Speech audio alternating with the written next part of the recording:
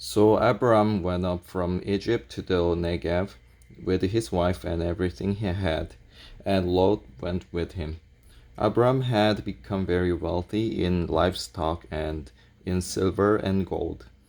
From the Negev, he went from place to place until he came to Bethel, to the place between Bethel and Ai, where his tent had been earlier, and where he had first built an altar.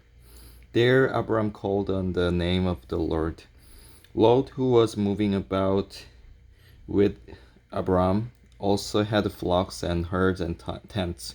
But the land could not support them while they stayed together, for their possessions were so great that they were not able to stay together, and quarreling arose between Abram's herdsmen and the herdsmen of Lot.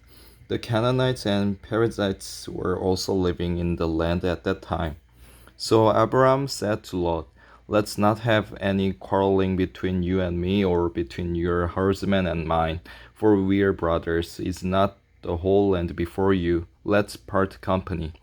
If you go to the left, I will go to the right. If you go to the right, I will go to the left." Lot looked up and saw that the whole plain of the Jordan was well watered, like the garden of the Lord, like the land of Egypt toward Zoar.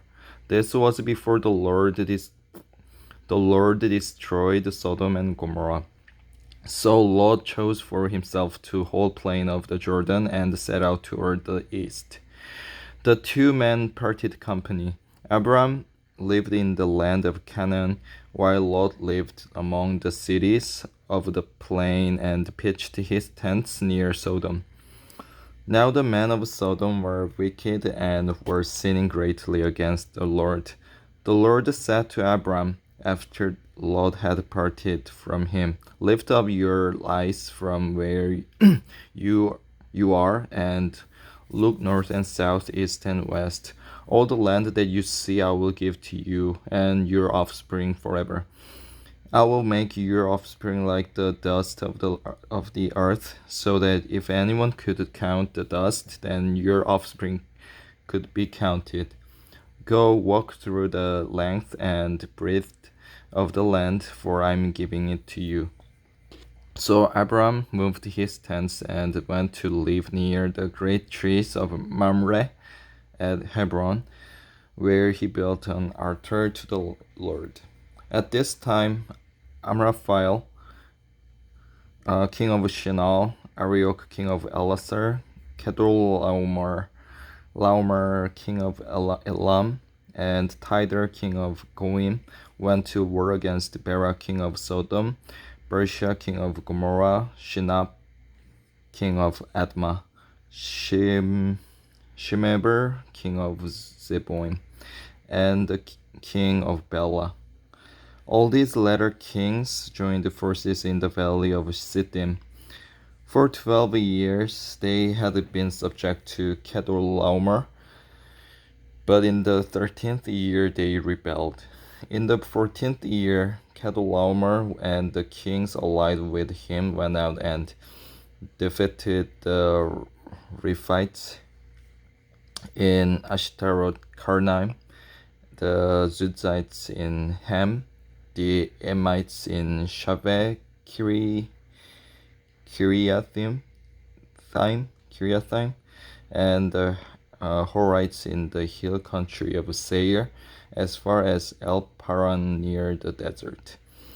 Then they turned back and went to En Mishpat, and they conquered the whole territory of the Amalekites, as well as the Amorites who were living in Hazazon Tamar. Then the king of Sodom, the king of Gomorrah, the king of Admah, the king of Zeboim, and the king of Bela marched out and drew up their battle lines in the valley of Sittim against Kedorlaomer, king of Elam, Tidal, king of Goim, Amraphel, king of Shinar, and Arioch, king of Elasar. 4 kings against 5.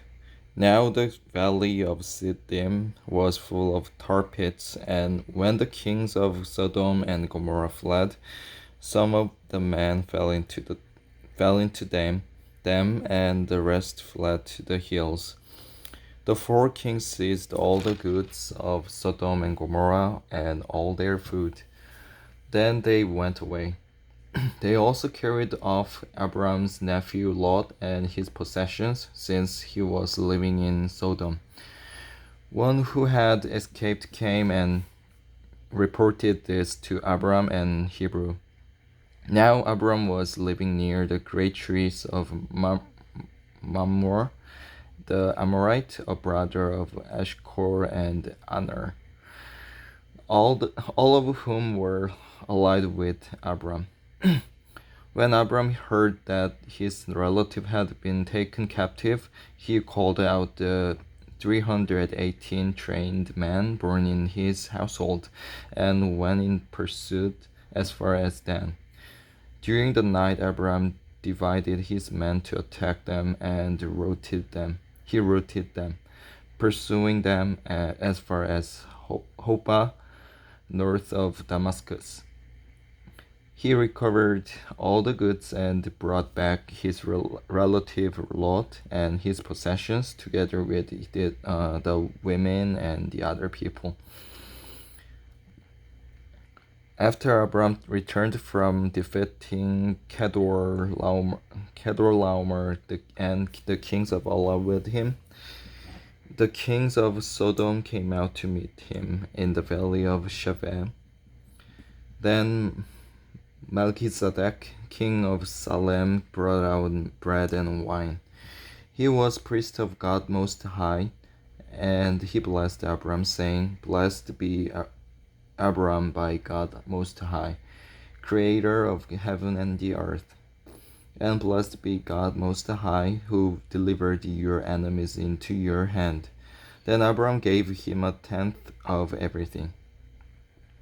The king of Sodom said to Abram, "Give me the people and keep the goods for yourself."